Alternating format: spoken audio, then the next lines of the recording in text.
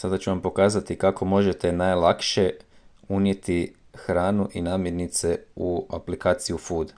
Znači otvorite aplikaciju i zatim tu s ovim plusićem upisati hranu.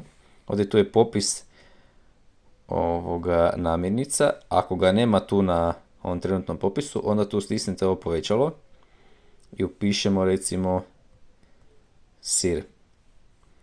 On će tu izbaciti različite sireve i vi upišete, ako nema točno onaj koji ste vi pojeli, možete najsličniji upisati. Pa recimo sad ćemo mi upisati recimo svježi sir. Svježi sir i sad pojeli smo 100 grama. Tu možete promijeniti gramažu, pa stavimo recimo 100 grama sira, koji ste naravno prethodno izvagali na kuhinjskoj vagi. Možete staviti doba dana kad ste ga jeli, recimo neka ostane ide za doručak, i stisnuti save.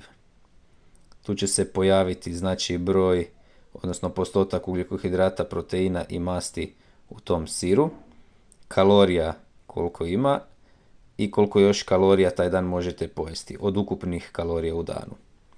Recimo da smo jeli sir i pojeli smo kruh. Evo, domaći kruh ćemo staviti i stavit ćemo ovako slice, znači jednu šnitu kruha.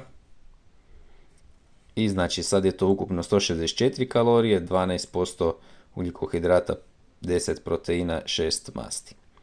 I tako onda slažete popis za sve namirnice koje pojedete u danu.